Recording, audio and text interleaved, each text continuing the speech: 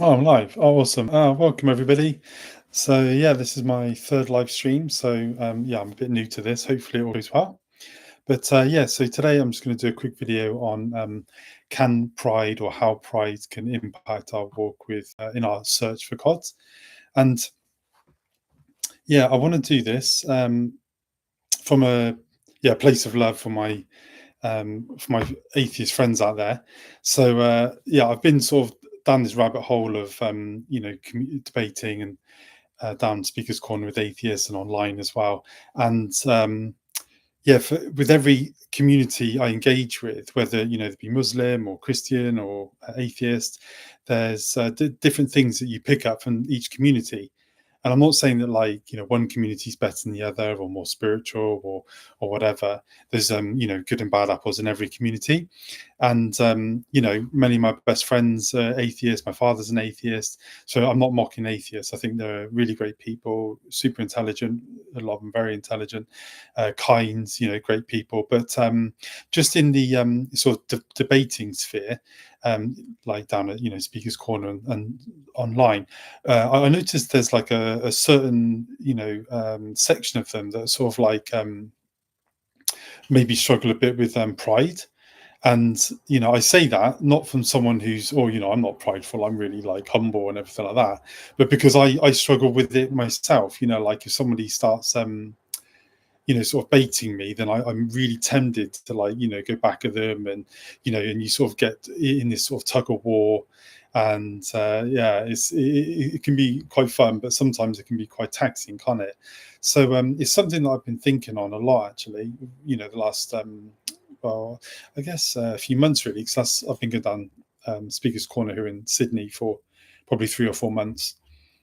And yeah, every week I'm getting debates with atheists, and they're great guys. If any of them ever watch this, shout out to you. Much love to you. But yeah, I want to talk about pride. And obviously there's good pride and there's like negative pride. But so I'm going to read a definition of pride. Like there's different definitions of pride, but a biblical definition. In scripture, pride usually refers to a sinful elevation of self above God and others. It's a self-reliance, self-exaltation, and refusal to submit to God. Pride puts itself at the center instead of God. Great. So, in my opinion, and I'm not an expert on this, and that some atheists I meet down at, say, Speaker's Corner, they often very intelligent, been to university, and um, actually, sorry to jump. I saw this statistic the other day where it said that like poor people, or you could say traditionally working class people, that many of them actually believe in a higher power of God. But many people who, as you sort of go up into higher levels of society, they're sort of more inclined towards atheism. And a place that has really been caught my attention is like these universities, because when I was 18, 19, 20, my friends went off to uni. I didn't go to uni at that age. They were like protesting, at for about university fees.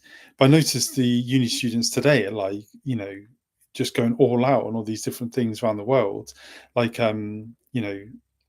trans stuff, and sending love out to the trans community if you're watching. Just these different things, and they're really getting riled up over it.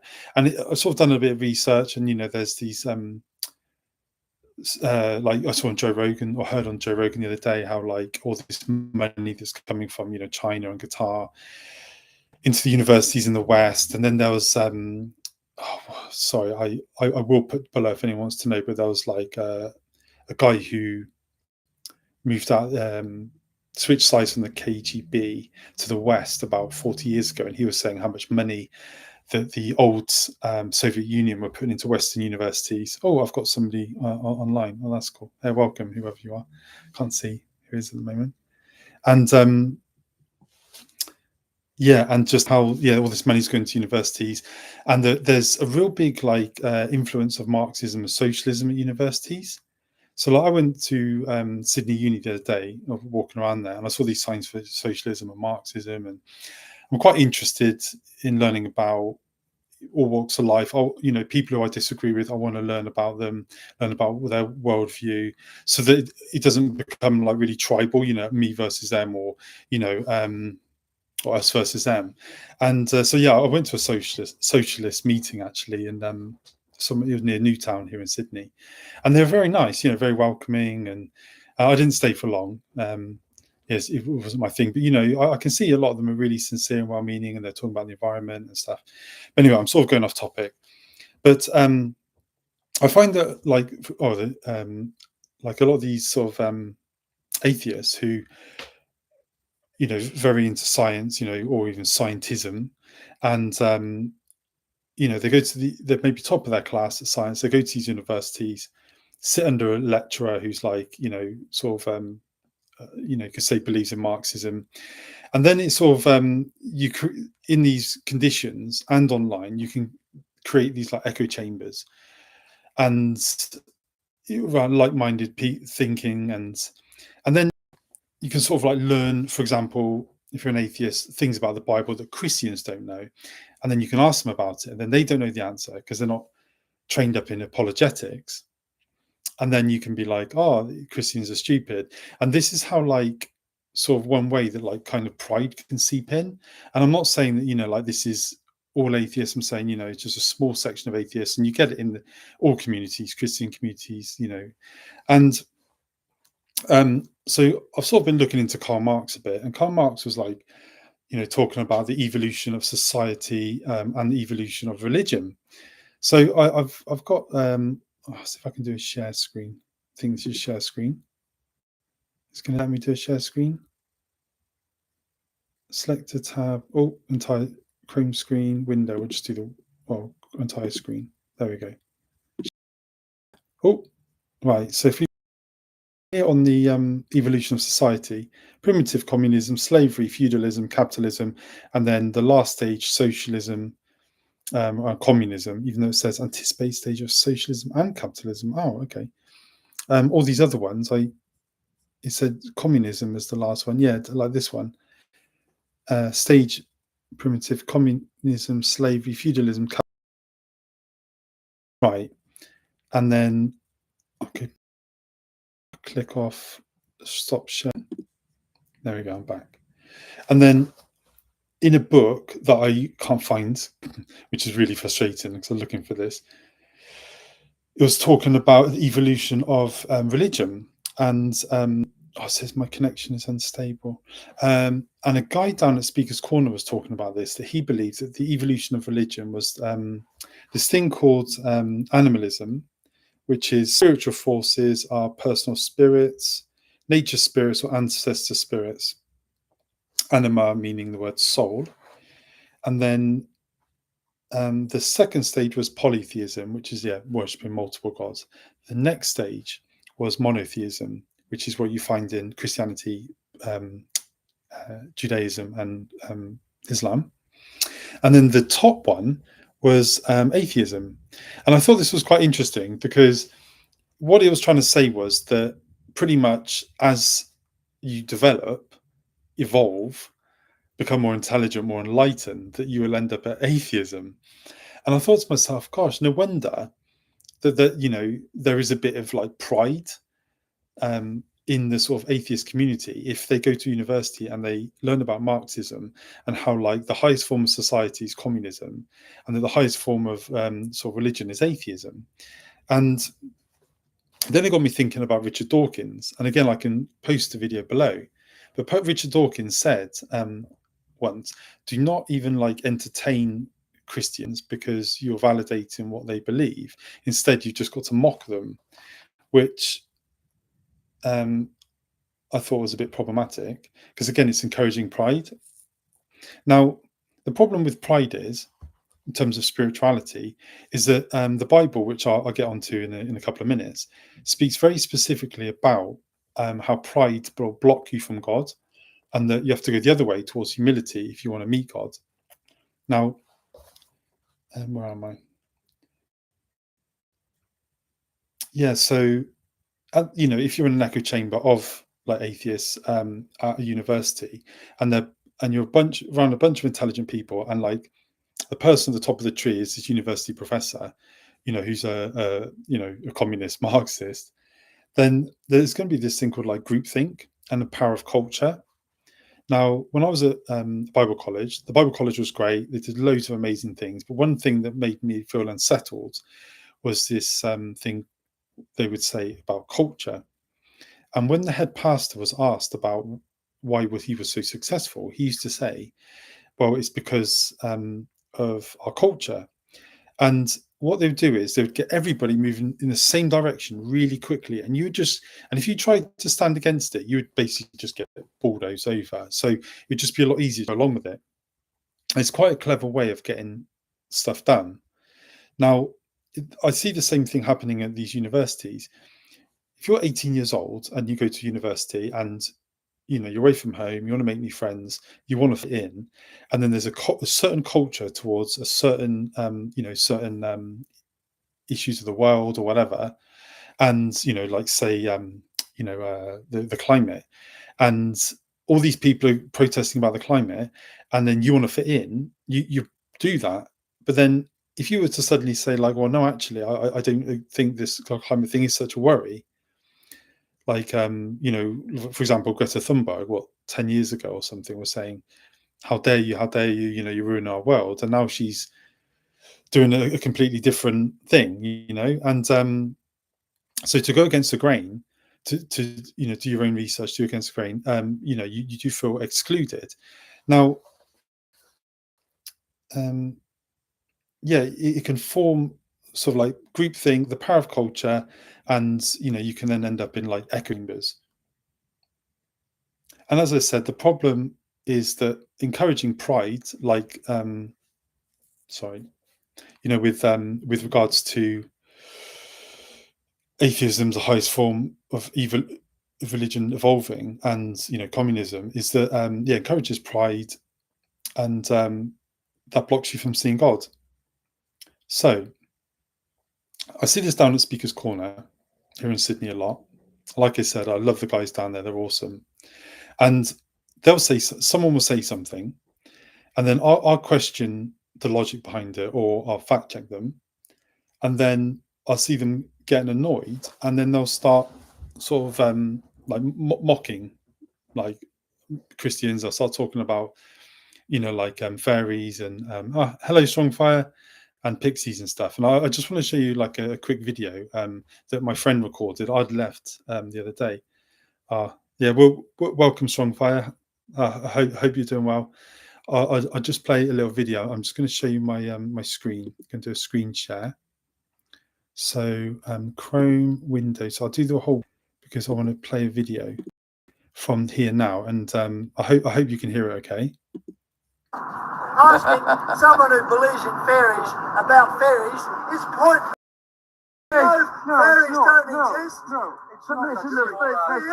It's not. If we know fairies don't Theology is exist, a subject that is taught in university. you partly believe in They don't God. know. They're talking about universities. I You're don't want to idiots. listen. You don't have to agree with it. Universities. The Bible agrees with you. Can we talk about flat Earth next week?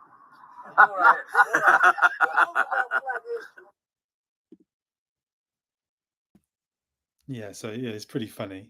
But did you notice that, like, well, I've noticed quite a lot that if I refute someone on something, that instead of them, refuting me back, then they'll resort to things like fairies and pixies and stuff. And then also, he said, like, can we talk about flat Earth next week? Which is quite funny. I must admit, there's no point going down Speaker's Corner if you're going to be like thin-skinned. Oh, sorry.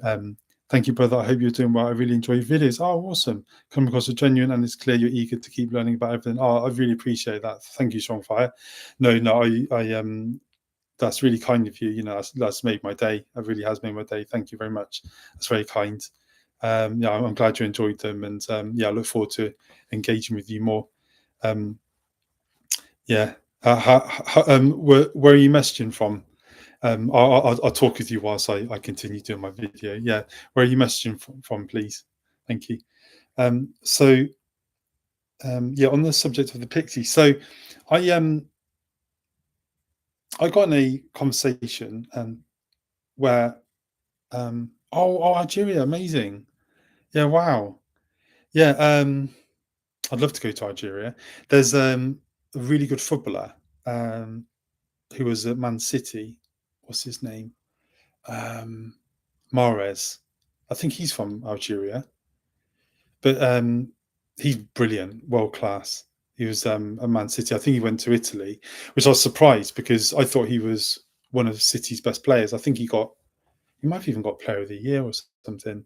Yeah, Mahrez. Yeah, yeah. Oh, yeah, he is. Yeah, yeah, yeah. Mahrez, brilliant player, absolutely phenomenal. Yeah, he was always in my dream team. Yeah, this is incredible, isn't it? I love the fact that I'm like making lots of friends from all over the world. I've been connecting with them. I think last time I did this, I had a friend. There was someone from Egypt on here, and a gentleman from called DJ Productions from Perth. And I've been chatting to someone from Egypt, Indonesia. Yeah, it's brilliant. I love it. This is amazing, isn't it? How we connect the world. Yeah, brilliant footballer. Yeah, I tried to watch African Nations as well, which is a great tournament. Yeah, a lot of good African players. Yeah, so I'm trying to think. Well, it must be going into winter over there. Yeah, awesome.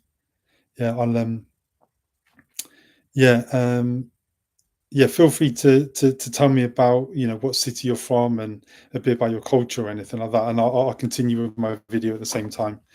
And so yeah, I was talking about the whole thing with how sometimes atheists will talk about fairies and pixies and stuff. And again, like if you're an atheist, I'm not like being critical, I'm not saying you guys are bad and we're good or whatever. But so I sort of called it out on someone's video who started saying about fairies and pixies, and then someone in the comments, a guy, I won't say his name, and I'm not like criticizing him, but he was basically saying that the guy in the video wasn't mocking me when he compares belief in pixies to belief in gods. He says it's actually very apt comparison. Pixies are a concept passed by other people. He has heard of people referencing pixies, what they are and what they do. He has no affirmative, convincing evidence that a pixie exists, therefore he does not believe it. Replace pixies with gods and the exact same line of thinking. If you feel mocked that he can so easily be unconvinced of your God just as easily as being unconvinced of a pixie, then maybe you should do some self-reflection if you're being gullible in what you believe. So I replied, I only put some other stuff as well. But thank you for your comment, but I disagree with your premise because 98% of the world's population believe in a higher power of some sort, and that's if you type in ChatGPT, it will confirm that due to encounters and people seeing God in general revelation, like nature and babies being born and stuff. Whereas almost nobody believes in pixies because somebody made it up. So pixies are basically from, I think it's Cornwall or Ireland or something. It's just, literally a folklore. But you can't say that someone made up God and it spread through the TV or internet like pixies, because every tribe since the beginning of recorded history from all areas of the earth have believed in a higher power. It's a poor comparison and misleading. And he replied back saying there is plenty of other folklore that was believed to be true in multiple regions, regardless. And then he wrote some stuff. And then I said, oh, and then the end of it, yeah, he said, oh, anyway, I must read the whole thing. Regardless, it doesn't matter if other people believe it's true. The premise is the lack of evidence affirming its existence. Believing in things unseen or unheard of is very much like believing in folklore. Even if this mythical 98% of the world pop believes in the folklore is true, or the mythical 98% of the world. So it's not mythical 98%. That's like what ChatGPT says based on studies. Then I said 100 people believing in Bigfoot in a small town in California is very different to 6.5 billion people believing in a higher power. So to me, from my perspective, that's an example of somebody doubling down due to pride. And again, you get it in all communities. I'm not, singling this guy out or whatever, but it's that pride that stops us from like learning, from being open to learning. And sorry, I'll just go back to my thing, where my place, before I engage in the comments again.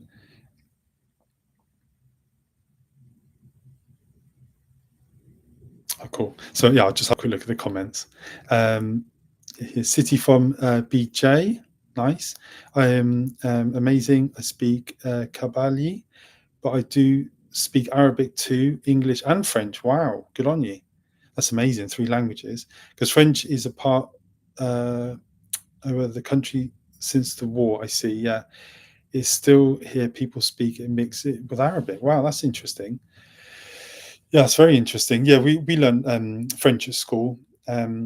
But when I was at high school, I was trying to do everything I could to like not learn French because when you're 12 years old, all you want to do is play football, and you don't think, oh, maybe someday I'd like to live in France or something. So I was just messing around in that class. But now I wish I'd really studied in it because it would be great to speak more than one language. And Kabyle. True, most of people believe in higher power. Yeah, exactly. That's right. And those 2% of atheists are actually mostly just Western men. Like if you go to humanism conference, it's basically just all Western men. Yeah. And then you say, now here's the problem. People often mix folklore, fiction, and fantasy with the creator of the universe. That's right. The very foundation of creation, logic, and more. Unfortunately, they fail to perceive 100%. That's right. They sort of like mix, but then it's just not a fair comparison, I don't think, because 98% of the world since the beginning of time has believed in a higher power, probably more in the past, more than 98%. And even today with new atheism really pushing the last 30 years, still only like 2% of the world, less than 2%, it's 1.8%. And that believe there is no God. Like I've spoke to heaps of Muslims on here who say they see God in everything. I see God in everything too, and I think, it probably, I know in Romans 11 in the Bible it says that people suppress, their vision of God in everything, and statistics don't lie. You're right. If we look back and now, 100%, that's it. Yeah, I agree. Yeah. Comments, double down. Yeah. And so that in those sort of atheist communities online and at universities, they encourage that pride. And it leads to not seeing God because it's a vicious cycle. You start off with like you're being told that God's not real, and then you don't believe. Sorry, you can't see God. Sorry, I'll get to some verses in a second that should explain my point better. Verses on being like children. Yeah, so I'll just read out a few verses. Strong Fire, are you if you don't mind me asking, are you Muslim? I've got many Muslims on my channel, call in, which is awesome. I've really enjoyed getting to know the Muslim community. And I was just wondering because I'm going to read out a few Bible verses. I hope you don't mind. Yes, I can't say that. Alhamdulillah. Yeah, I've heard a lot of Muslims say that. I've been trying to say that. Alhamdulillah. I've got to practice that. And there's also that other Muslim word that you say is a greeting, don't you? You say like, oh, thank you. I appreciate that. No worries. I'm open to learn. Yeah, thank you very much. That's very kind of you. Yeah, what's that? Can you write on the screen again the hello that you say in read what you wish. Oh, thank you. It's I've forgotten it. The greeting you say. Anyway, I'll read some verses. So, Isaiah 57:15. As far as I'm for thus says the one who is high and lifted up, who inhabits eternity. His name is holy. I dwell in the high and holy place, and also with him who is of a contrite and lowly spirit, to revive the spirit of the lowly, and to revive the heart of the contrite. James 4:6, God opposes the proud but gives grace to the humble. 1 Peter 5:6, humble yourselves therefore under the mighty hand of God, so that the proper time he may exalt you. Psalms, King David probably wrote this one, which I know King David's in the Quran, isn't he? He leads the humble in what is right and teaches the humble his way. That's it. Salam alaikum. That's it. Yeah. Salam alaikum. I still can't quite say that right, but yeah, I will practice. I will practice. And Proverbs. I'm trying to think. Is Solomon mentioned in the Quran? I think Solomon wrote a lot of Proverbs. Pride goes before destruction. Proverbs 16:18. Pride goes before destruction, and a haughty spirit before a fall. Proverbs 3:34. Towards the scorners he is scornful, but to the humble he gives favor. Jeremiah 13:15. Hear and give ear. Be not proud, for the Lord has spoken. I'm trying to think if oh, thank you. You said it well. Thank you. Yeah, I'm trying to think if Jeremiah is in the Quran as well, because I know that there's a lot of prophets, isn't there, that are in both. I know like lots in the Quran, David, Adam. Yeah, there's heaps, isn't there? There's heaps that cross over. I know. I think Isaiah is not mentioned in the Quran. But I know that, is it the Quran or the Hadith that say that you've had like many, hundreds of prophets or something, like 300. Romans 1:21-22. For although they knew God, they did not honor him as God or give thanks to him, but they became futile in their thinking, and their foolish hearts were darkened. Claiming to be wise, they became fools. And Psalms, so this is probably King David, because I think King David wrote most of the Psalms, but I think a few written by Solomon. 25 prophets have been mentioned, but there are more than 150,000. Wow. I mentioned. Awesome. Wow, that's really interesting. Yeah, cool. I could just do a quick screen share and screen share, and I'll do is it the window or the entire screen? You ChatGPT, and I'm going to ask, please name. It's funny how even with ChatGPT, I think I'm English. I had it drilled into me from when I was young. Thank you, Dad, in England. If you're watching, I love you. To say please and thank you all the time. So please name all the prophets in the Quran that are mentioned in the Bible. Let's have a look.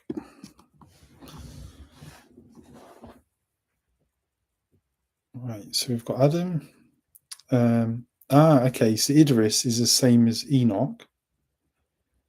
And Noah is Noah. Hud is not in the Bible. Salil is not in the Bible. Lot is.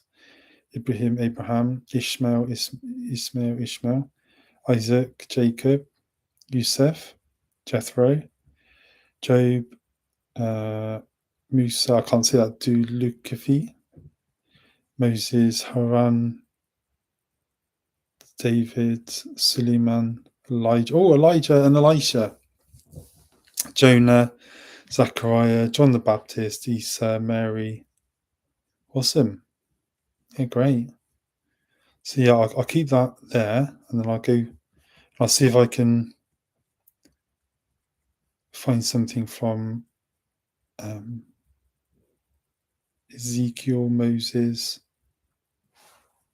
Okay, Solomon, Elijah, Elisha, Jonah, Zachariah. Yeah, I'll see if I can find Zachariah. Awesome. Back to the screen. Stop sharing. Awesome. I'm back. Lovely. And God keeps sending prophets and messengers through time to each group of people that live in city or isolated. God knows how he do it, but yeah, to keep them in the same track to worship one God alone. Oh, cool. Thank you for sharing. Yeah, it's interesting, very interesting. So yeah, where was I? Psalms. Sacrifices of God are a broken spirit. Psalms 51:17. So that'd be King David who probably said this. The sacrifices of God are a broken spirit, a broken and contrite heart. O God, you will not despise. I love the Psalms. Yeah, Psalms 34:18. The Lord is near to the brokenhearted and saves the crushed in spirit. Strongfire. Have you seen in on Netflix? I think it is. There's I think it's called The House of David, and it's a brilliant series. There's about maybe 5 videos, and there's a season 2 coming out soon, and it's brilliant. It's absolutely brilliant. I loved it. I watched it a few weeks ago, and I was just like, wow, this is incredible, you know. So Isaiah 55:6-7. Seek the Lord while he may be found, call upon him while he is near. Let the wicked forsake his way, and the unrighteous man his thoughts. Let him return to the Lord, that he may have compassion on him, and to our God, for he will be abundantly pardoned. 2 Chronicles 7:14. If my people who are called by my name humble themselves and pray and seek my face and turn from their wicked ways, then I will hear from heaven and will forgive their sin and heal their land. That's quite a popular one. I heard that one quoted a lot. And Psalms 51:17, the sacrifices of God are, oh yeah, I think I've said that one. And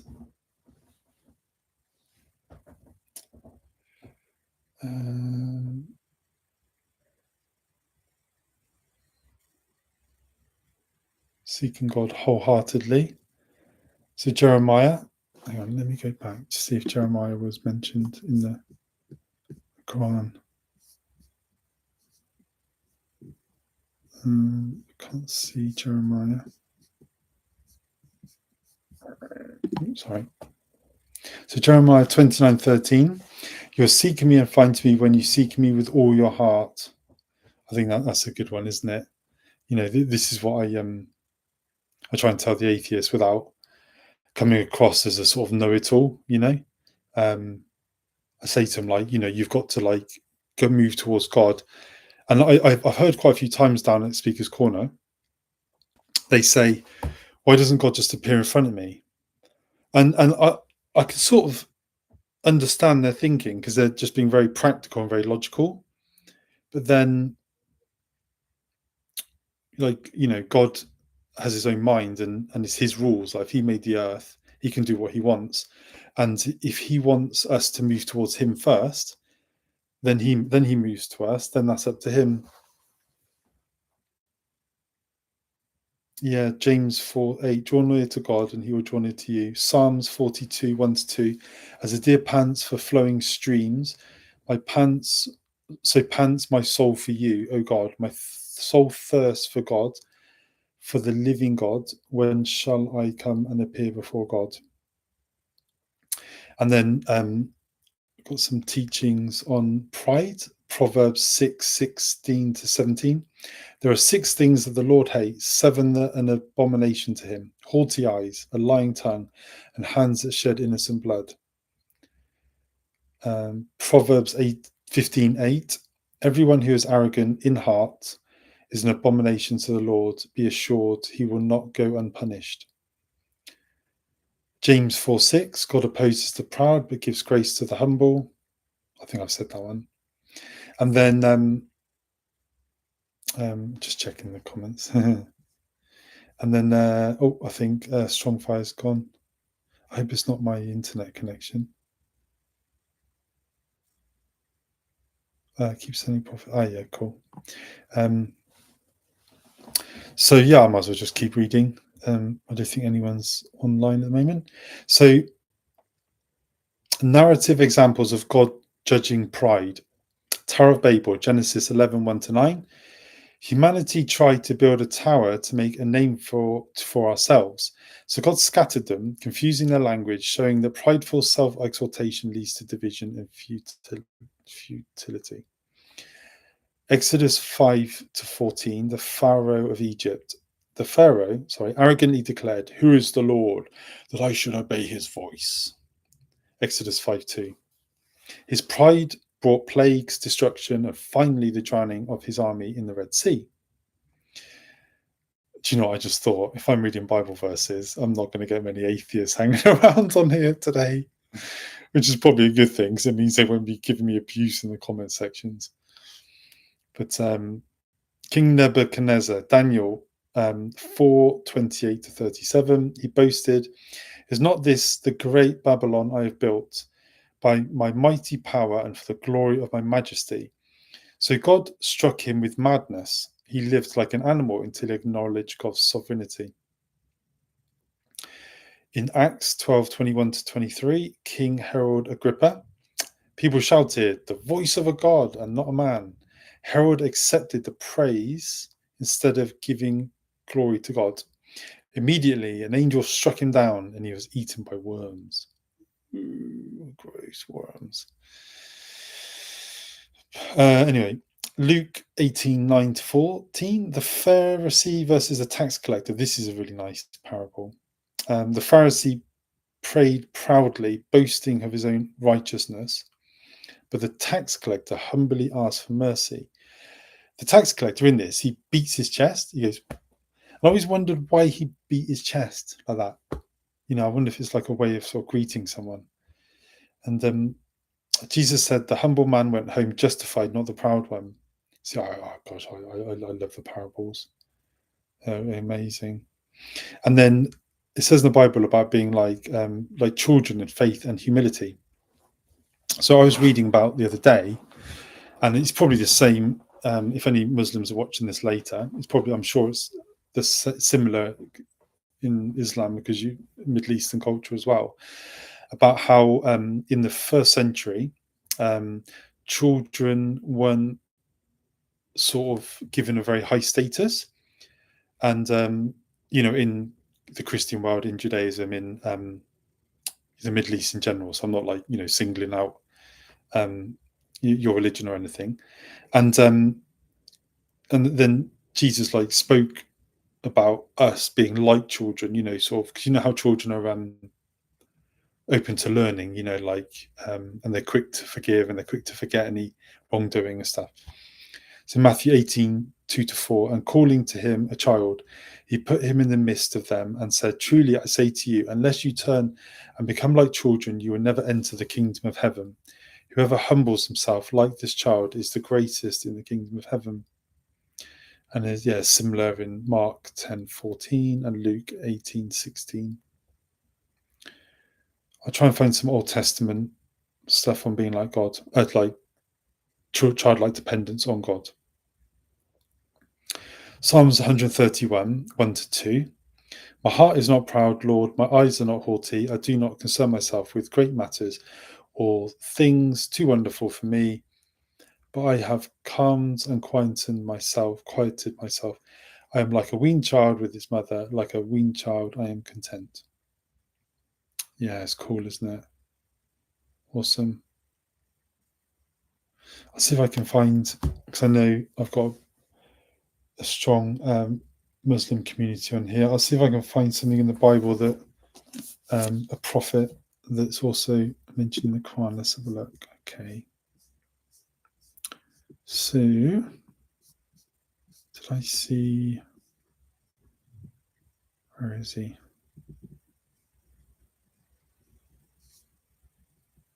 Zechariah.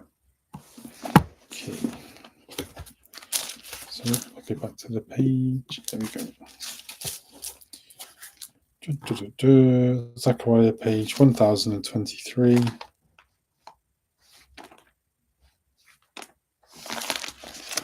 Okay. So, yeah, I'm just sort of, I think I just like the sound of my own voice, don't I? I just like looking at myself on the screen. Hi. Cool. Yeah, Zechariah. So Zechariah is mentioned in the Quran, and I've got Zechariah here. This is the ESV, and 587 BC, so final end of Judah, Jerusalem destroyed. 538 BC, the decree of Cyrus. 520 to 518 BC, Zechariah's prophetic ministry. 516 BC, the temple is rebuilt. Interesting. So that might be Solomon's temple, the second one. Oh, someone's back online. Is that Strongfire? Can't see. I wonder if I click on that, it'll tell me who's in here. Participants. Oh, it's just me. How funny. I'm like, oh, someone's in here. Yeah, it's you, Ed. Anyway, I'll just talk on this for 5 minutes or so, and then I'll say a prayer and go to bed. It's nearly 10:30 here. You know how it is here. Suddenly my house electric got cut off and come back. I should buy inverter to prevent PC shutdown. Oh no, yeah, that's okay. Yeah, no, all good. Yeah, no worries. Yeah, the internet cuts off here a lot too, actually.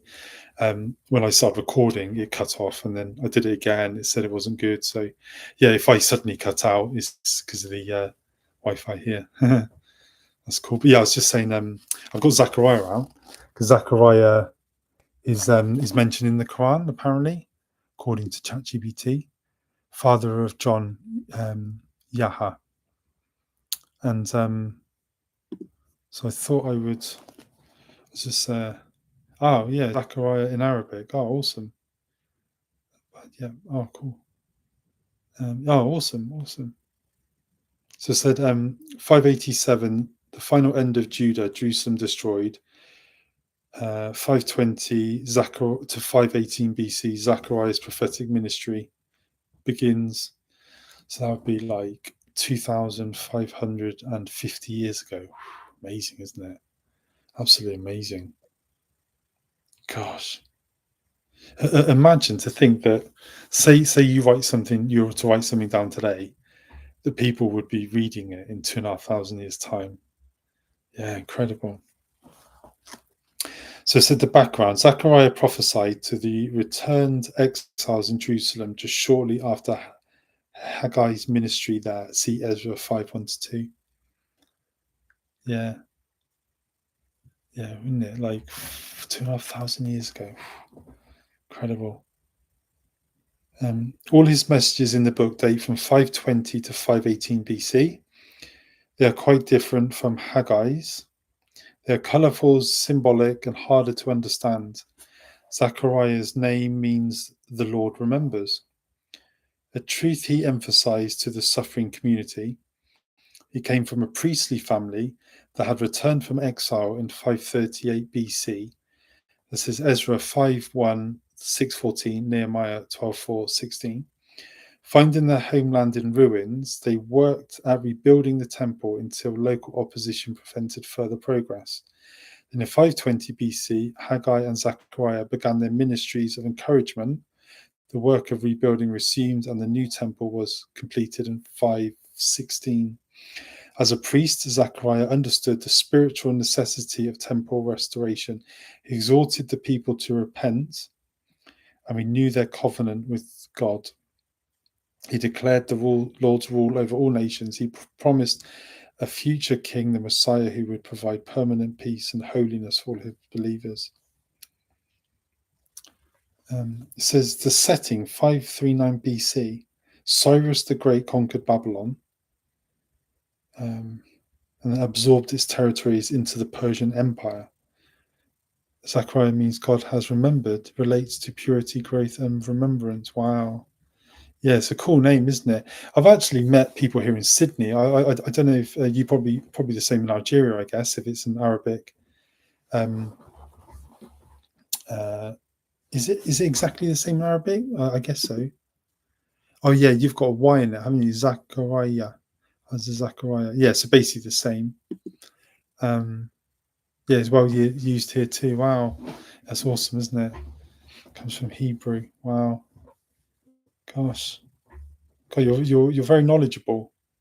Yeah, I wouldn't have known this 5 minutes ago, you know.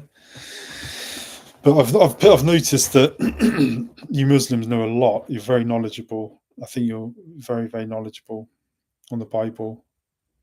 And probably more knowledgeable than most Christians, to be honest, about their own book. Little bit. I like to learn. Yeah, that's amazing. Yeah, it's pretty impressive.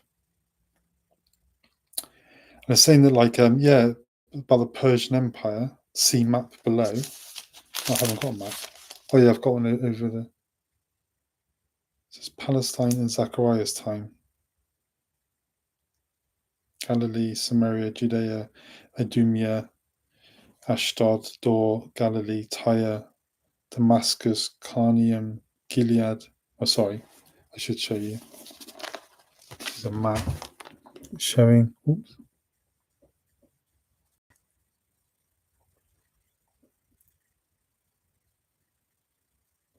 It's pretty cool, isn't it?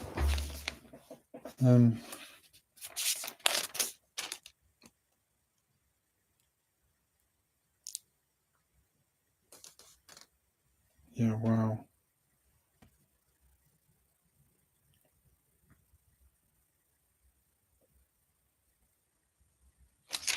Yeah, I'd love to. I'd love to travel all around the Middle East and Northern Africa, and yeah, Turkey. I'd love to. Yeah, I can imagine you must have a lot of really amazing old buildings in Algeria.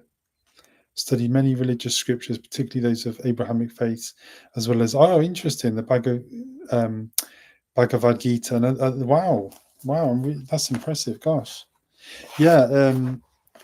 At some point, I want to read that for on here. I've seen it advertised in a couple of bookshops here. Yeah, just to understand. And I know at Speaker's Corner on some of the Muslim Dawah channels, they talk to Hindus, don't they? You know, like, I want to watch some of the videos to see the cross faith dialogue. You know, it's pretty interesting. Yeah, yeah. There's heaps of people from India here and in England actually.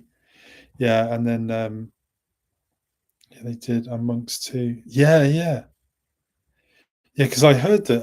Oh, sorry, no, I read in my course the other day that the first monasteries came out of Egypt. A guy called Anthony. Apparently, I think he was quite wealthy, and he just decided to pack it all in and just go into the wilderness or whatever, live in a cave. And a load of people followed him, and I'm sure it's the similar in Algeria and all across Northern Africa. I heard that. I think Morocco wasn't Christian, was it? I think Morocco, but yeah, no, I've heard you've got Colosseums and stuff, don't you, in Algeria? I might just have a quick look on the I'll just Google it. Share screen. Let's have a look. Window, entire screen. So if I go, we'll go to my car mark, and then so buildings, Algeria. Famous buildings in Algeria. Let's have a look. Oh wow! Gosh, look at that! Incredible! Wow! Incredible! Gosh, that's a beautiful mosque, isn't it? That one. God. Emir Abul Del Kader Mosque. Wow, very nice. Wow, what's that one? Gosh.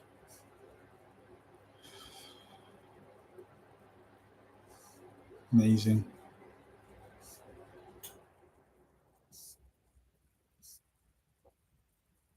Wow. Sorry. Let's have a look. Monasteries. Let's have a quick look at the monasteries. Monasteries. Nigeria. I'll just have a look. See if you commented. Monks too. Morocco back then, I don't know, but now they are mostly Muslim like us. Yeah, probably 99%. I nearly went to Morocco once. I was working in south of Spain, and they did a day trip to Morocco to Tangiers. But I had to meet this hotel at about really early, like 6 a.m., and I couldn't find the hotel. It was before phones, before mobiles. I'm old enough to remember, unfortunately, no mobile phones. And I couldn't find this hotel because it was my first, like, second day or something in Spain. So I missed the trip, unfortunately. And basically, I would have gone across the water to Tangiers, which is a real shame because I would have loved to have gone there.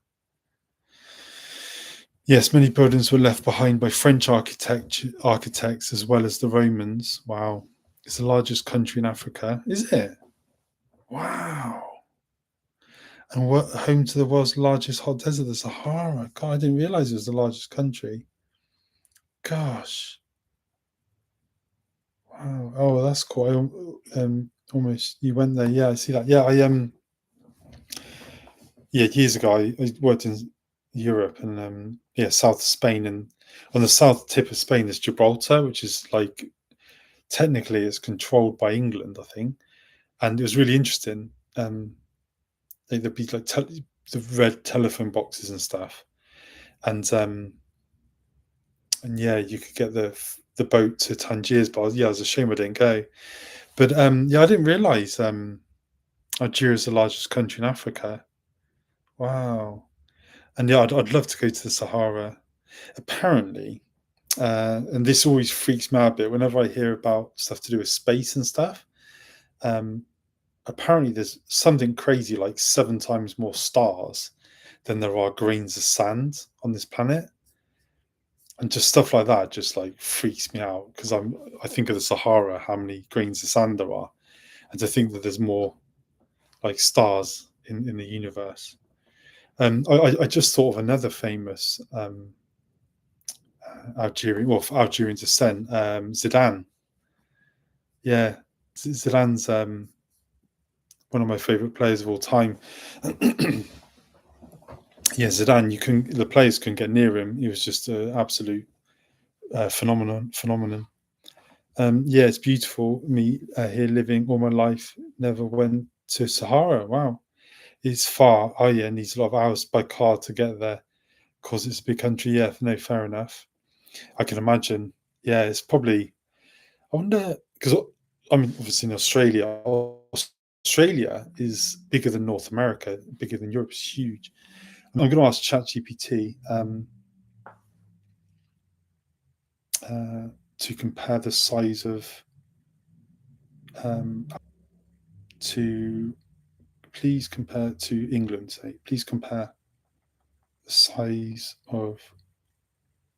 Yeah, I'm originally from the UK. Please compare the size of, so I can get a rough idea of how big it is. Please compare the size of Algeria to the UK. Here we go. So Algeria is 2,381 kilometers squared. Largest country in Africa, the 10th largest in the world. Wow. And the UK is 243,610 kilometers squared. So that would include Scotland, Wales, and Northern Ireland. And so Algeria is almost 10 times larger than the UK. Wow. That's wild, isn't it? Yeah, gosh. Wow. Yeah, I'm going to type. Let's have a look at the let's have a look at the desert. Hang on, share screen, window, entire screen.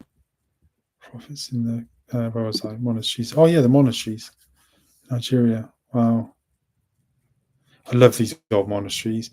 Yeah, I went to a place in Greece where there were some monasteries called Meteora. and it was just so interesting, because the their form of the Orthodox form of Christianity is very different to the one that I've always known.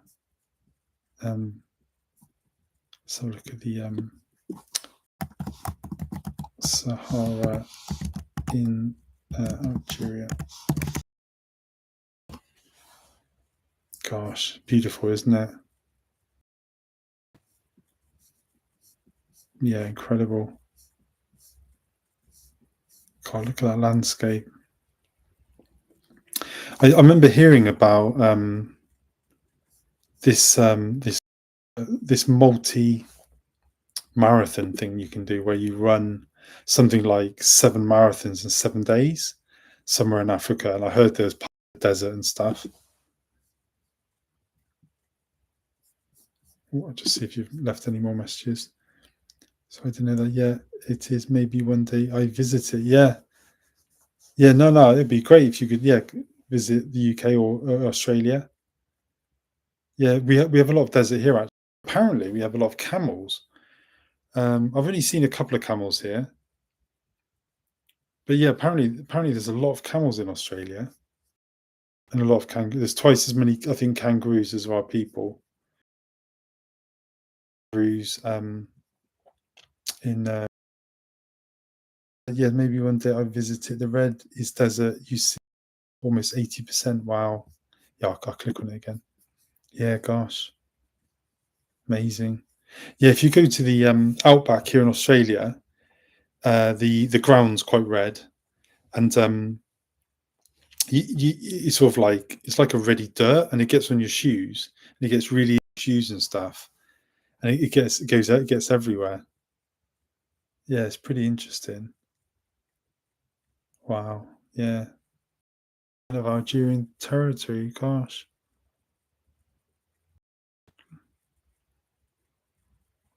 Well, so it doesn't rain. It rarely snows. Oh, so you do get some snow.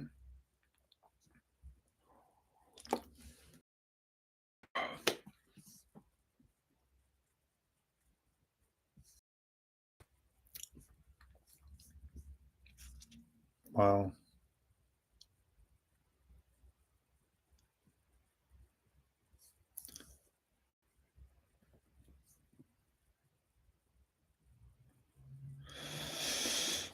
Incredible. So yeah, there's Mohammed Salah from Egypt. Someone told me the other day what Salah means.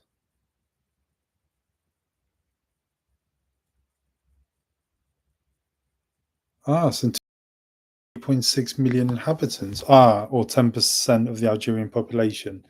So yeah, I guess there must be about 30 in your country. Wow. Go back and see if you've left messages. Oh, it's 90% Wikipedia. Yeah, incredible.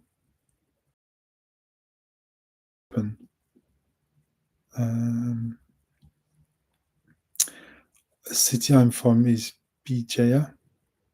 I speak Kabali. Okay, I'll see if I can copy and paste your city. And then I'll have a look in. Let's have a look. Paste. Search.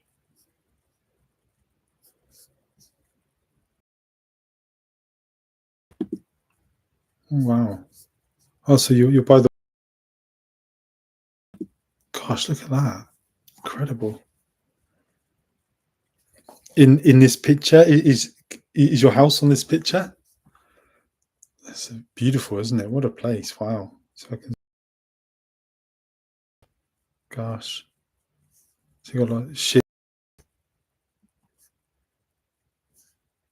Interesting. You've got that all that thing there to. I guess that. Oh, I can't remember what that's for. Is it to stop the waves, or maybe? Or maybe easier to load ships, or people could get off maybe on that side. No, it's quite green then.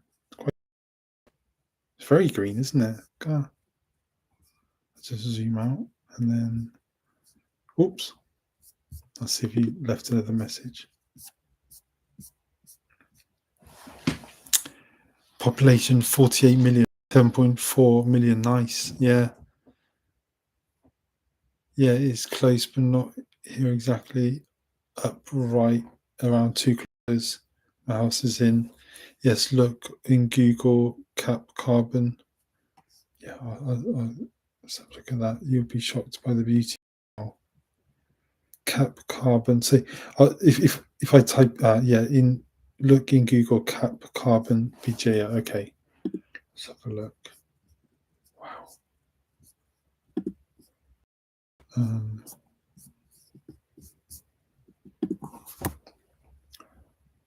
This is fun. I feel like an investigator investigating a different place. Cap carbon. Let's just check I spelled it right. Carbon BJA. Okay.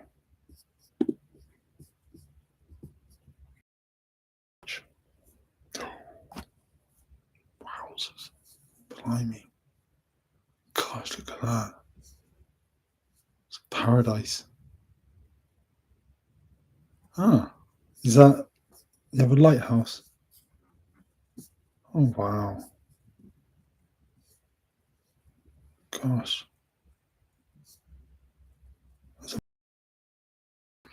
Yeah, they had monkeys in water. They used to pinch people's food. Gosh, look at the scenery. Look at that. Wowzers.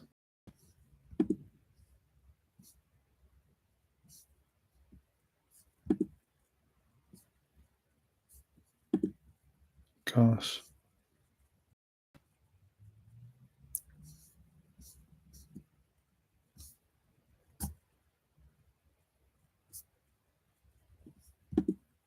Gosh, yeah, it's beautiful.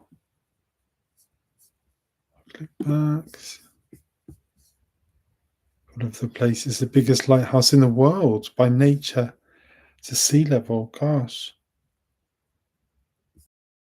Here's the, wow.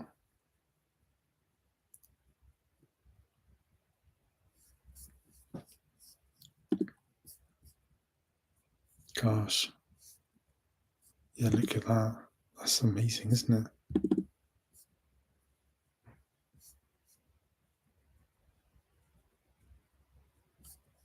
Gosh.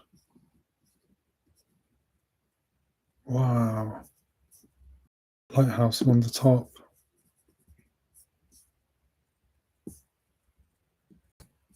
There's something really relaxing, isn't it? Seeing like a big open space there as a engineer in his place that have been guarded by them.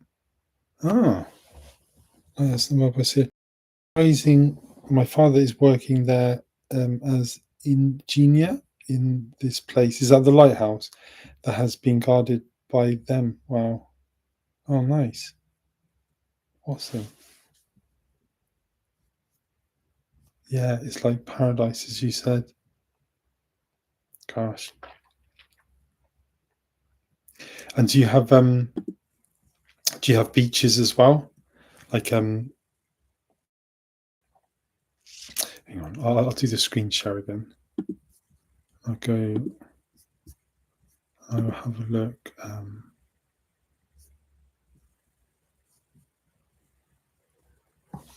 On map. Wow. Gosh.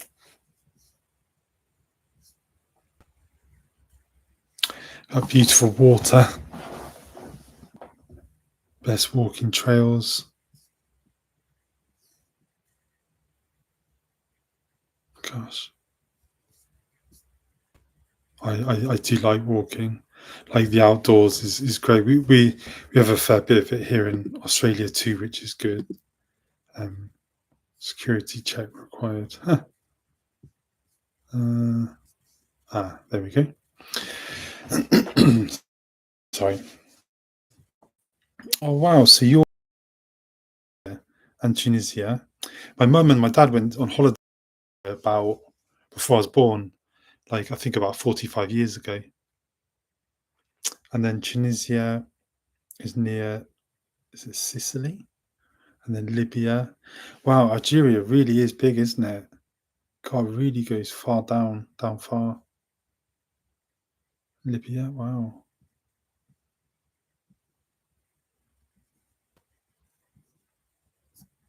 Gosh. What's this? There we go. Cool. I swim. Oh, nice. Super blue in the area. I swim there almost weekly in summer. That's great. Nice. It's super dangerous to go down there. I know path, but it's risky. Yeah. Same here in Australia, to be honest. Like, unfortunately, I think it was about 2 weeks ago, someone got bit by a shark and they died. About maybe 45-minute drive north of here. Yeah, I guess there's probably sharks. Maybe not so much in the Med, I guess, but they probably do get there because I know they even have sharks sometimes in England. But if anyone sees a shark anywhere near England, it makes the national newspaper. Everyone freaks out. Yeah, I know, tragic. Like in Australia, there's on average one death a year from shark attack, but in the last 5 years, there's been a few more. Like, but it's considering low, considering every day there's like millions of people go in the ocean. Well, maybe not millions, but everyone in Australia, because a lot of the population is by the coast in Australia, especially on the east side, where I am in Sydney. It's very populated. Like Melbourne and Sydney are the biggest two cities. But Melbourne's not really a beachy place. I mean, it's a bit colder down there. But all up the east coast, lots of people surfing. And you hear these stories, don't you, where people see sharks a lot, but the sharks just leave them alone because the sharks only really attack humans when they think they're like a seal or something, or the human is swimming in fish. Yeah, and often the shark will bite the human, realize it's just bone, and then just leave it. The poor human's like missing half a leg or something, But yeah. So Zachariah. Yeah. What did you think of the I can't say it, Bhagavad Gita?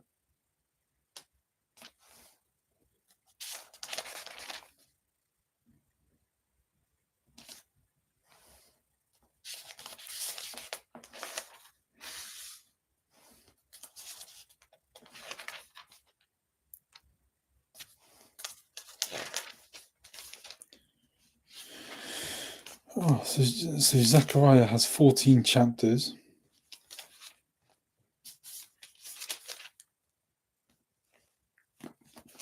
The first one, a call to return to the Lord, a vision of a horseman, a vision of horns and craftsmen. Chapter 2, a vision of a man with a measuring line, a vision of Joshua the high priest.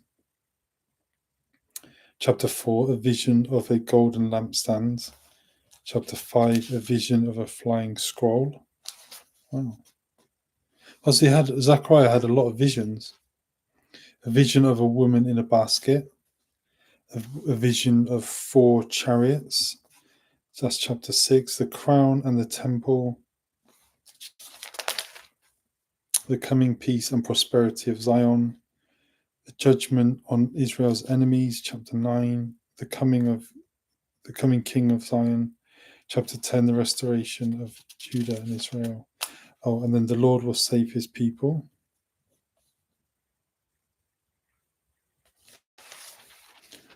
Number 11, the flock doomed to slaughter. Number 12, the Lord will give salvation, him who they have pierced. Idolatry cut off, the shepherd struck, the coming day of the Lord.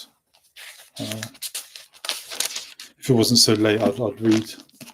But no, I was thinking of doing some reading more of the Old Testament prophets. I mean, not exactly what time you hear in Abrahamic faith. I mean, a different. It's about I see. It's not about exactly. See, it's about dialogue between Arjuna, a warrior facing a moral crisis, and Krishna, who serves as his guide and character. Yeah. It addresses timeless questions: duty, morality, the nature of the self, and the path to liberation. Yeah, wow, sounds interesting. Yeah, sounds interesting. Gosh.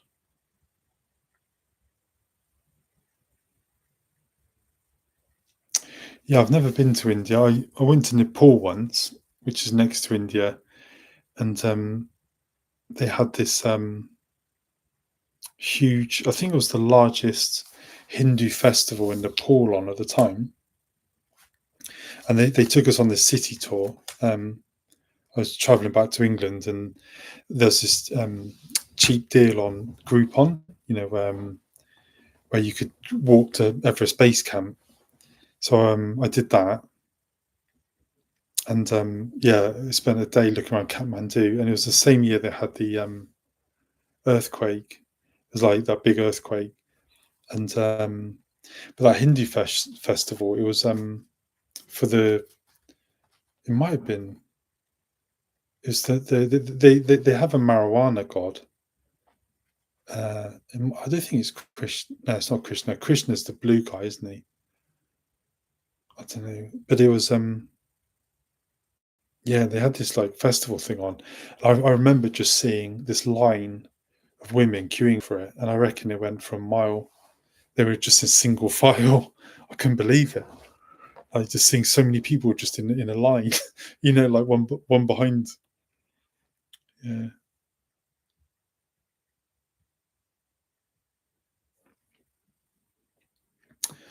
No, I would like to go to India. Yeah, there is a place north, in Indonesia. They have an island called Bali, and Bali's Hindu.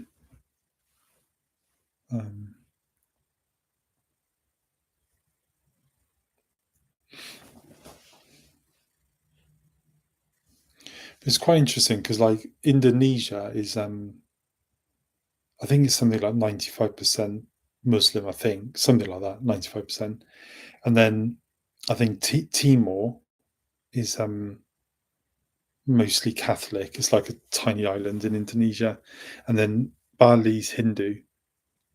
But I think pretty much the rest of it is Muslim. Apparently, I think Indonesia's got the most number of Muslims, hasn't it, for any country? Yeah.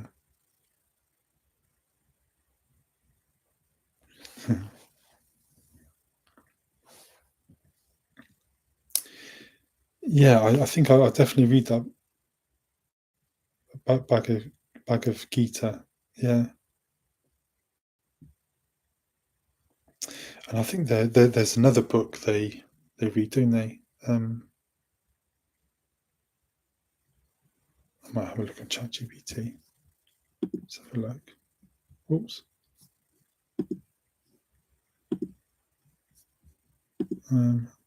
What's that? Chrome. Okay.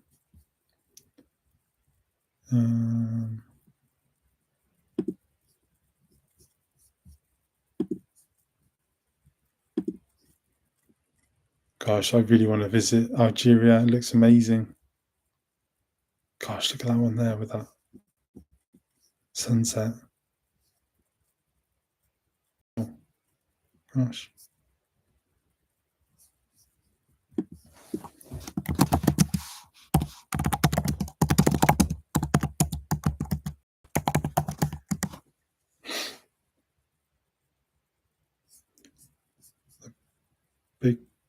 Bhagavad Gita. Yeah, that's the most famous one, isn't it?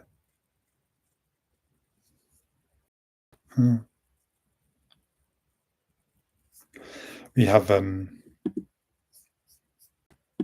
lot of Sikhs in England as well, and they're like warriors. They're amazing. They yeah, they're pretty cool. They're very like pro-British. You know, like they've got their sort of they're very like religious and stuff, Sikhism, but they really love Britain, and they got like whenever there's, I don't know, like a football thing or something, they come out and they got their I think they wear a turban, but then they've got all their England flag and stuff. It's like really nice, yeah. You deserve more attention here in your channel. Oh, thank you. In lives like that, yeah. Yeah, but it's the people are so nice too. That's what matters.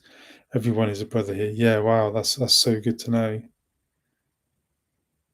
And when they see you as a visitor, they don't charge you for food. Wow, sometimes people won't. Amazing. But I'm surprised you started reading the Quran first. I pray that Allah guide you. Oh, thank you. Yeah, no, I appreciate that.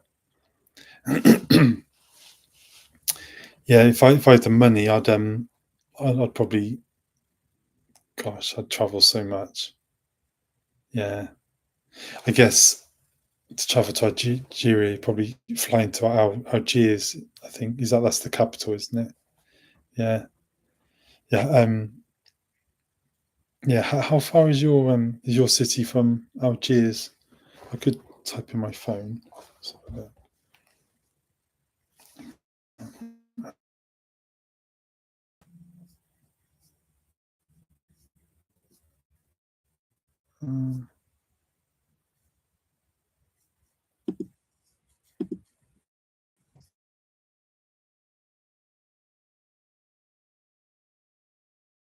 Copy. What's the drive time from Cap Carbon to Algiers? I think I spelled that right. I think there's an I in there, isn't there? Oh yeah. Yeah. Just check it's. Am I? Oh, I don't know if I'm recording the screen. Oh, sorry, I'm not sharing the screen. 3.5 hours. Okay, by car. Oh, that's not too bad, is it? That's pretty. It's not that far. It's closer than you may think. Nice. Yeah, that's cool. Wow. Yeah, it sounds like a fun, amazing country. Yeah, wow. Sounds like you've got real hospitality. Amazing. I better go to bed soon just because it's 11 o'clock here, and yeah, I don't stay up too late, to be honest. I don't know if it's me getting old, but I know some people, they can stay up really late, don't they? But I can't. I start feeling tired early.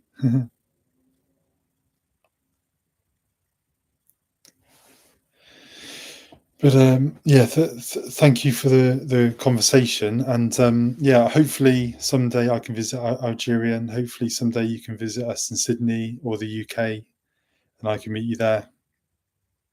And I really appreciate the conversation; it was fun, and yeah, respect you, your culture, and thank you for educating me on Algeria and Cap Carbon. That's on my bucket list, places to see. Yeah, good. God bless you. Yeah, that'd be awesome. Yeah, cool. I guess it's probably about midday there, isn't it? It's probably about 2 p.m. there or something. I respect you too. Christians are closer to us. Oh, thank you. Yeah, I respect you too. Yeah. Thank you. God bless you. Yeah. Yeah. Much respect to you. I hope you have a good rest of the day. Cool. Awesome. And yeah, I hope you have a good weekend as well. And yeah, Friday's your prayer day, isn't it? I hope you have a nice day. Your prayer day tomorrow. Cool. Anyway, good. God bless you. I'll click on the end stream now. Cool. Thank you. Goodbye.